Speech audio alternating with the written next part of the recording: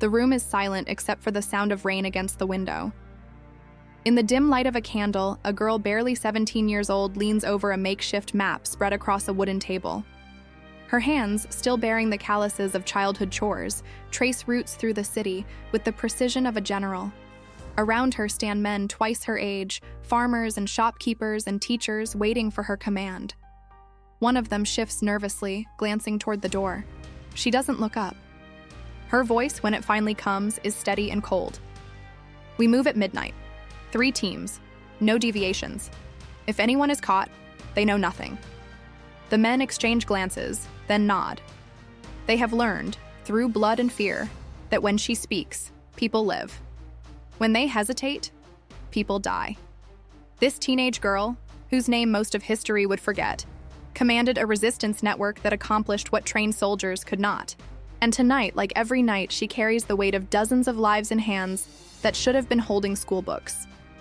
The year is 1942, and Europe has become a graveyard of nations.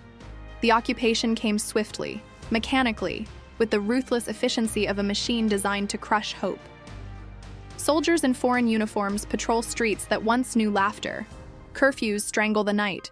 Radios are confiscated, newspapers censored, gatherings forbidden. Neighbors disappear in the early morning hours, and families learn to stop asking questions. The official army, the one that was supposed to protect them, collapsed in weeks. Tanks and artillery proved useless against the overwhelming force that swept across the continent. The government fled. The police force became collaborators. And in the vacuum of power, ordinary people faced an impossible choice: submit or resist. Most chose survival. Some chose silence. But a few, a precious few, chose to fight back with the only weapons they had left: courage, intelligence, and an unbreakable refusal to accept the darkness. Before the war, she was just a girl. Her name was Hanny, though in the resistance she would be known only as the Sparrow, a nickname born from her small frame and quick movements. She lived in a modest house at the edge of a small town, the kind of place where everyone knew everyone, where the baker saved extra bread for families with too many children, where summer evenings meant sitting on the front steps watching fireflies rise from the grass. Her father was a school teacher, a quiet man who believed that knowledge was the greatest weapon against tyranny. Her mother tended a garden that seemed to bloom even in the harshest winters, a testament to patience and stubborn hope. Hanny was the eldest of 3 children, which meant she learned responsibility early. She learned to think ahead, to anticipate problems, to keep her younger siblings safe when her parents were working. She was bright, restless, always asking questions that made adults uncomfortable. Her teacher said she had a gift for understanding systems, for seeing patterns others missed. But she was also just a girl who loved to read, who dreamed of traveling to Paris, who wrote bad poetry in a journal hidden under her mattress. War was something that happened in history books, something distant and abstract, until the morning the tanks arrived and childhood ended forever. The occupation transformed everything. Her father lost his position at the school. Books were burned. Friends stopped visiting. The family learned to speak in whispers, to keep curtains drawn, to move through their own home like ghosts. Hanny watched her father age 10 years in 10 weeks, watched her mother's hands shake as she tried to stretch rations across too many mouths. And she felt something ignite inside her, something she didn't have words for yet: rage married to purpose. The first act of resistance was almost accidental. A neighbor, an elderly woman who had once taught her piano, was being dragged from her home by 2 soldiers. The woman's crime was being born to the wrong parents, belonging to the wrong religion, existing in a world that had decided she had no right to exist. Hanny didn't plan what happened next. She didn't think. She simply saw a human being in danger, and her body moved before her mind could intervene. She ran forward, screaming that there had been a mistake, that this woman was needed at the hospital, that the commandant himself had requested her presence. The lies came so easily, so naturally, delivered with such conviction that the soldiers hesitated. In that moment of hesitation, the woman understood. She played along, and somehow, impossibly, it worked. The soldiers let her go, and Hanny walked the woman to a safe house on the other side of town, her heart hammering so hard she thought it might crack her ribs. That night, she couldn't sleep. because she had discovered something terrifying. She was good at this, and once you cross that line, once you take that first step into the shadows, there is no walking back into the light. Word spread in the way words always spread in occupied territories. Through whispers, through glances, through the underground network of people who refused to be silent. Within a month, 3 different families approached her, asking for help. Could she get false identity papers? Could she find a route out of the city? Could she pass a message to relatives in the countryside? Each request was a test, a chance for betrayal. But Hanny understood something fundamental. In a world where the official structures of power had failed, new structures would emerge, and she would build hers on trust, on careful vetting, on absolute secrecy. She recruited slowly. A printer who could forge documents, a postal worker who could intercept communications, a policeman whose conscience kept him awake at night, a farmer with a barn perfect for hiding people. Each person was chosen not just for their skills, but for their character, for the quiet strength she saw in their eyes. Most of them were older than her, sometimes by decades. At first, they balked at taking orders from a teenage girl. But Hanny didn't demand respect. She earned it. Every plan she made worked. Every operation succeeded. She never panicked, never hesitated, never let emotion cloud her judgment. She learned to read people the way her father had taught her to read books, carefully, critically, looking for the truth hidden beneath the surface. And slowly, person by person, her network grew. They didn't have weapons, they didn't have military training. What they had was something more powerful. They had purpose, coordination, and a leader who understood that the best resistance wasn't about fighting the enemy directly. It was about making the occupation impossible. It was about being everywhere and nowhere, about striking in ways the enemy couldn't predict or prevent. The network operated on principles that defied conventional military logic. No one knew more than they needed to know. Information was compartmentalized, passed through coded messages hidden in grocery deliveries, in church bulletins, in the patterns of laundry hanging on lines. They had safe houses scattered across the region, none of them obvious, all of them maintained by people who appeared to be loyal collaborators. They had escape routes memorized, not written down, taught through careful repetition. They moved refugees and resistance fighters and allied pilots who had been shot down. They sabotaged supply lines, not with explosives that would bring retaliation, but with small, persistent acts that accumulated into significant disruption. Sugar in fuel tanks, mislabeled crates, accidental fires in warehouses. They gathered intelligence, documenting troop movements, identifying collaborators, mapping communication networks, and they did it all while maintaining the appearance of normal life. Hanny still helped her mother with laundry. She still smiled at soldiers on the street. She became invisible by being exactly what they expected, a harmless girl in a harmless town. But at night, in hidden rooms lit by single candles, she transformed into something else entirely. A strategist, a leader, a force that the most powerful military in the world could not suppress or eliminate. The cost of this life was higher than anyone outside the resistance could imagine. Hanny lived in a state of perpetual fear that became her baseline, her new normal. Every knock on the door could be the end. Every stranger could be an informant. Every operation carried the possibility of catastrophe. She learned to sleep in short bursts, to wake at the slightest sound, to calculate escape routes from every room she entered. She watched people she had recruited disappear. She heard the rumors of what happened in the interrogation rooms, the methods used to extract information, the torture that broke even the strongest souls. She knew that if she was captured, she wouldn't just be killed. She would be made an example, used as a tool to terrify others into submission. The weight of leadership at 17 was crushing. Every decision she made determined whether people lived or died. When she sent someone on a mission, she knew she might be sending them to their death. When she chose one family over another for evacuation, she knew she was choosing who would survive. There were nights when the guilt became unbearable, when she would curl up in the darkness and weep silently, her face pressed into a pillow so no one would hear. But by morning, she was always composed again, always ready, because her network depended on her strength. If she broke, everything broke. So she learned to compartmentalize her humanity, to lock her fear and grief in a box deep inside her chest, to become the cold, efficient commander her people needed. The girl who had loved poetry and fireflies receded further and further, replaced by someone harder, someone who could make impossible choices and live with the consequences. The operation that would define her legacy came in the winter of 1943. Intelligence had reached her network about a transport, a train scheduled to carry prisoners to a camp in the east. Among them were children, dozens of children, whose only crime was existing in a world that wanted them erased.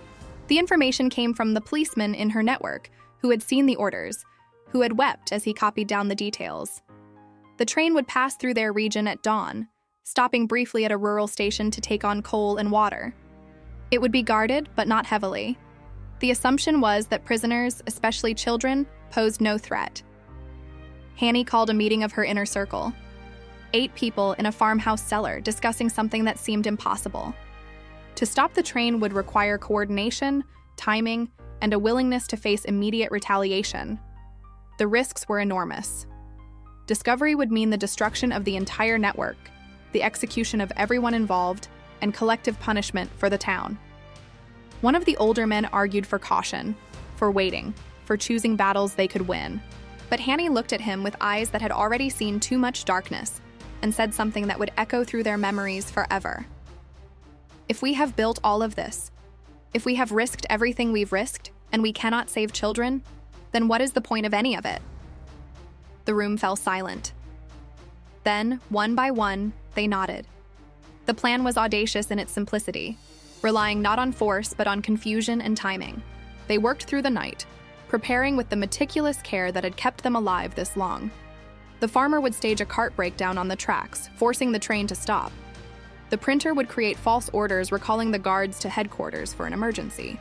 The postal worker would cut the communication lines to delay any alarm.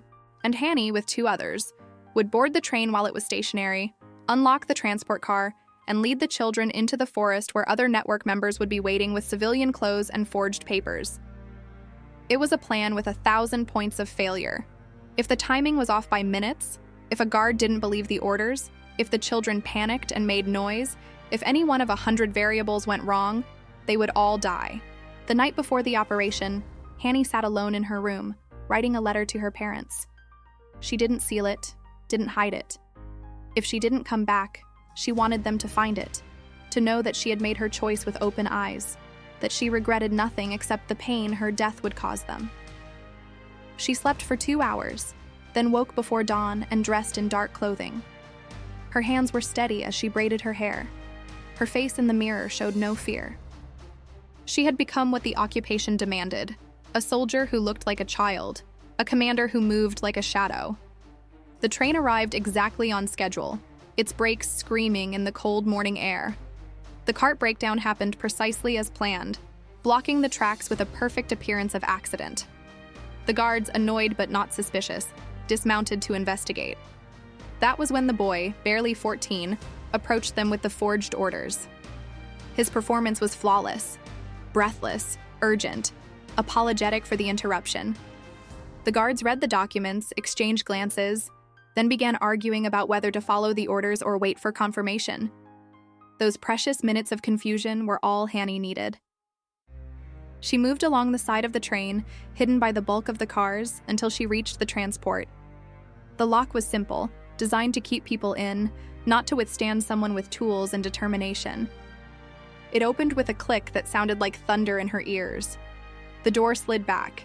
Inside, dozens of faces turned toward her, pale and terrified, children ranging from toddlers to teenagers, all of them having learned that strangers meant danger.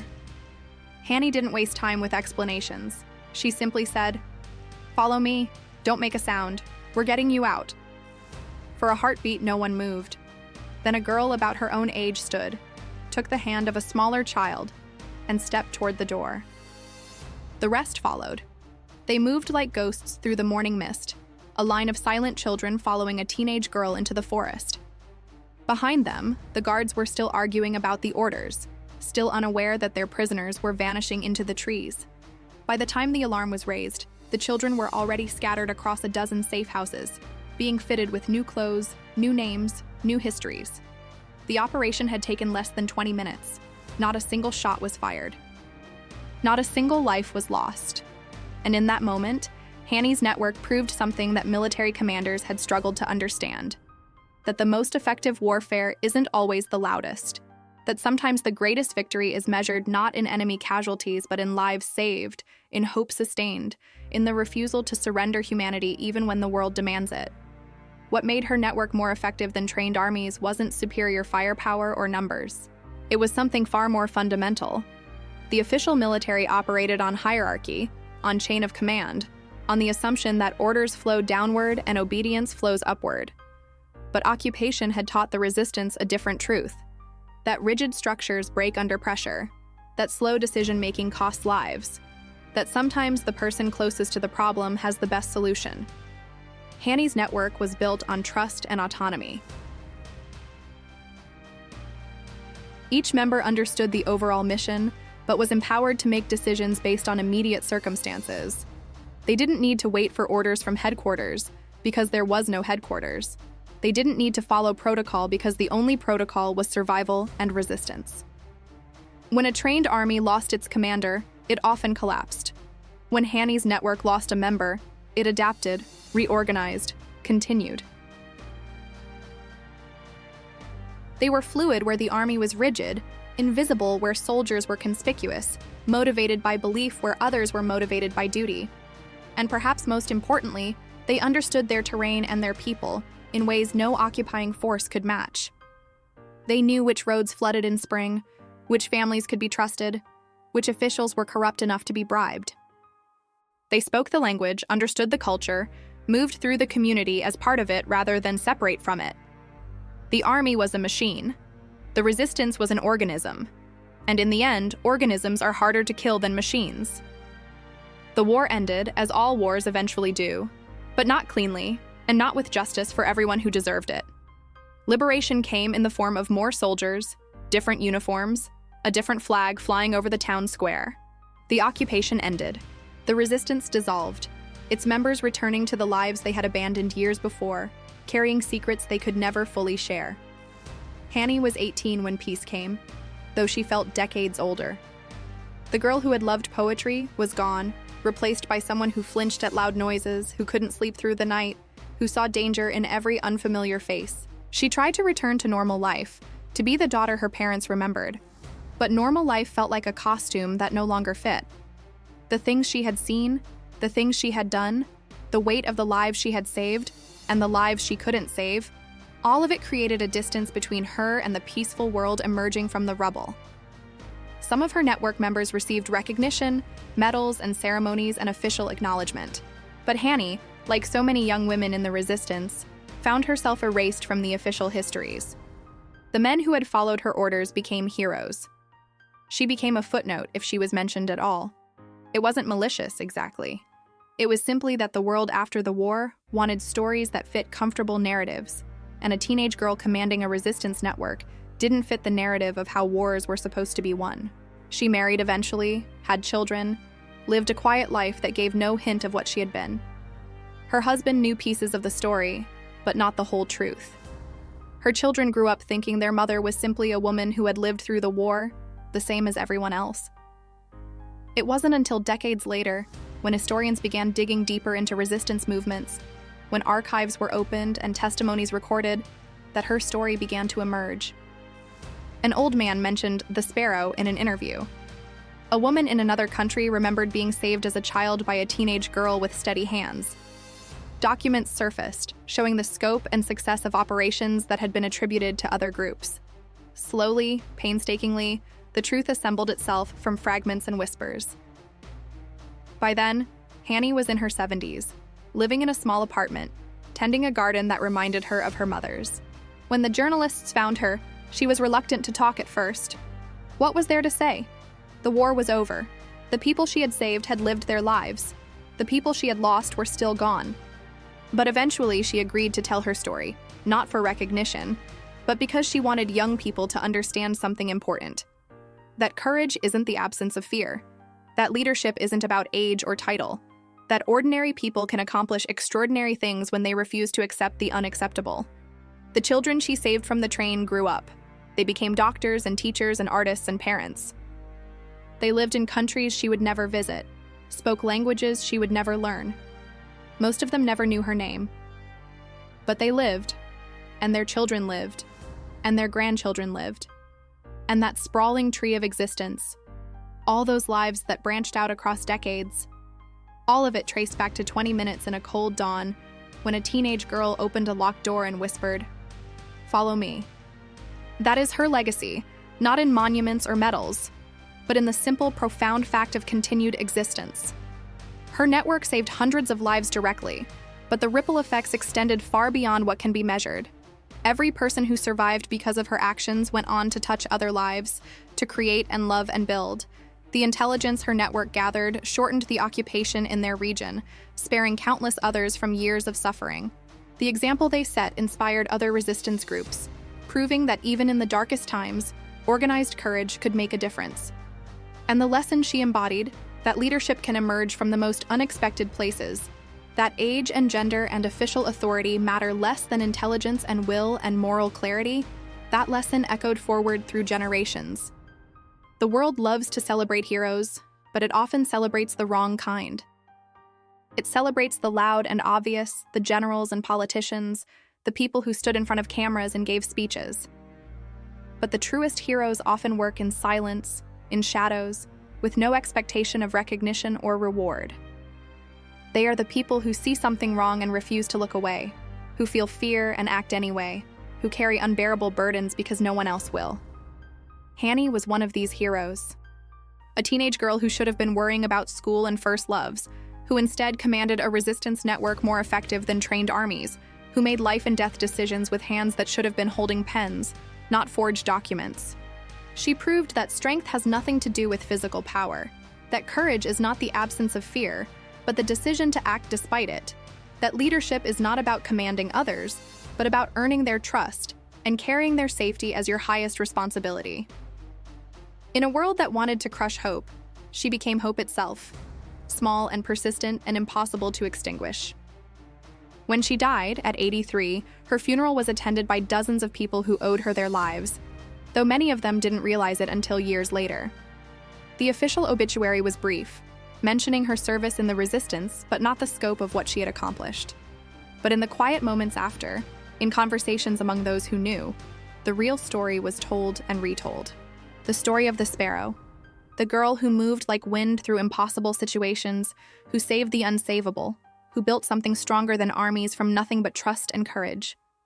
Her grandchildren inherited her journals, filled with coded entries and careful observations, maps that led to safe houses that no longer existed, names of people long dead. They donated them to a museum, where historians still study them, still marvel at the intricate system she created, still try to understand how someone so young accomplished so much. But the truest testament to her life isn't in museums or history books.